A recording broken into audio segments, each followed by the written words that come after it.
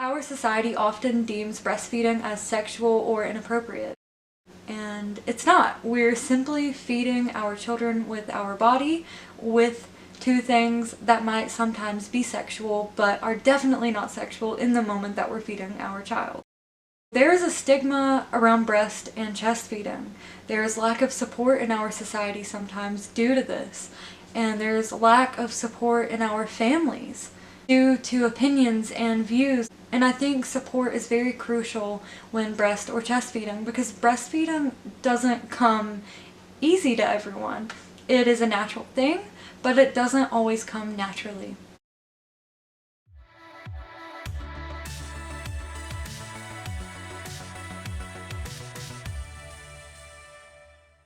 Hi everyone, welcome to my channel, or welcome back. I'd like to discuss the month of August since it's almost over. Please excuse my hair, it's literally always crazy every time I film. I don't have time to fix that before I sit down and do this because I have very little time to myself.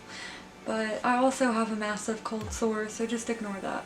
August is so significant because it's an entire month dedicated to celebrate breast or chest feeding. During the first week of August, August 1st through 7th, is the kickoff of World Breastfeeding Week. According to World Health Organization, it is to encourage breastfeeding and improve the health of babies around the world.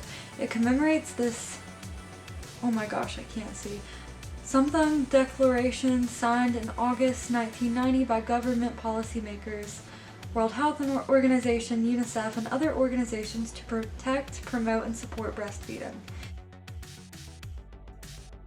If you didn't know, breastfeeding recently became legal in all 50 states, which is crazy that something as personal as that wasn't legal because it's like your body.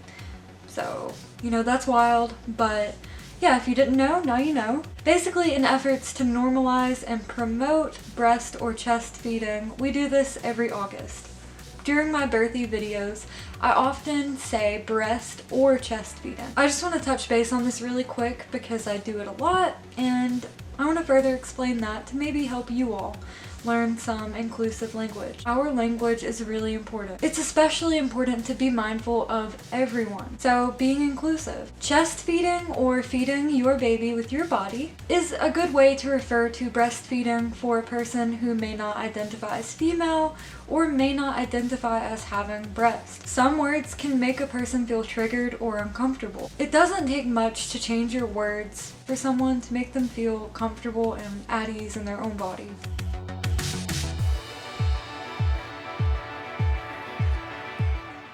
Events that take place during the month of August for breast or chest feeding occur all through August. During the first week of World Breastfeeding Week, I help out every year with something called the Global Latch On, and I go and get food donations and stuff like that all summer long and prepare for this in August. It was really fun. We get different moms and parents and babies every year, and it's a good way to meet other parents. It's a good way to ask questions and get support from your peers.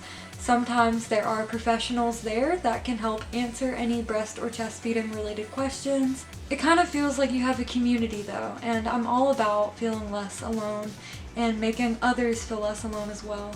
So it's a good place to do that. You see other parents breastfeeding children of all ages. So we register locations globally, so next year if you're pregnant or expecting or you've had a baby, you can look up your location on their website and you can see if there will be one near you next August. Globally, we all latch on at the same time. Our time is 10:30 a.m. So we usually gather at like 9 a.m., get acquainted with people. We did like exercises and ate snacks, and we had like boob cupcakes this past year. It was really cute and fun. And unfortunately, I did not get many pictures because it was 1,000,000 degrees. I was chasing my toddler and setting up, and I never ever take pictures during stressful times, and I always regret it. But I took a few. I don't want to post any group pictures because I don't have permission from everyone, so I'm not going to post any photos of people. We had wonderful sponsors. Someone from a health food store came out and someone won a $100 gift card from Food Matters, which was really cool. I love Food Matters. I get my 7th generation diapers there. I get a lot of things that I need there, from soaps to creams to medicine to food. They have everything that I need. We had a great Big Latch On this year. Now at the end of August, something called Black Breastfeeding Week is celebrated. I'll link the Huffington Post article below, but it shares just why this week is so important. According to this article, many faces that we see promoting breastfeeding are predominantly white. Also, Black individuals are less likely to breast or chest feed. Only 58.9% of Black individuals nurse, and this is opposed to 75% of white or Caucasian people breast or chest feed, and 80% of Hispanic people breast or chest feed. There are racial disparities, not only happening in birth, but afterwards as well. In our entire medical system, there are racial disparities. Black individuals need more support than they have. On the news last night, they had a special which my dad called me and told me to watch, because he's supportive of me and of these things too, and I thought that was really cool. The program is trying to change that. But they had interviewed a lactation consultant from Novant Health who is doing a program for Black parents for breast or chest feeding, which is so cool because this hospital isn't too far from me. I mean, it's a few hours, but it's in my state. And my state is recognizing these racial disparities, and it's on the news, and they're talking about it. And they're giving these Black individuals that are doing the work every day a platform to share and to offer this type of support that is very much needed in these communities. That's why this week is important. Black parents can see other Black parents doing the same thing that they're doing, and it's helpful. It's helpful to see someone that looks like you doing something similar.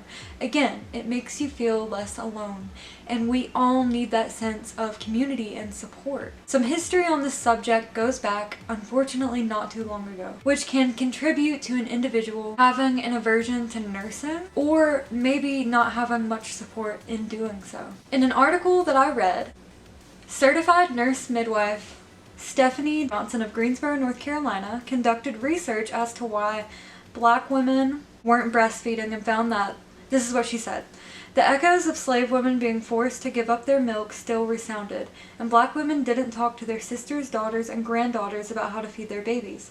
The bottle was just assumed. And for some women, breastfeeding was a white thing.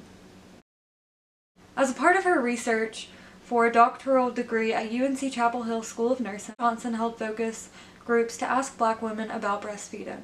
She presented her research at the annual UNC Chapel Hill Minority Health Conference held recently at the Friday Center. Johnson described how she recruited 39 women ranging in age from 18 to 89 years old and asked them what conversations they had with family members. Turns out, many had no conversations at all.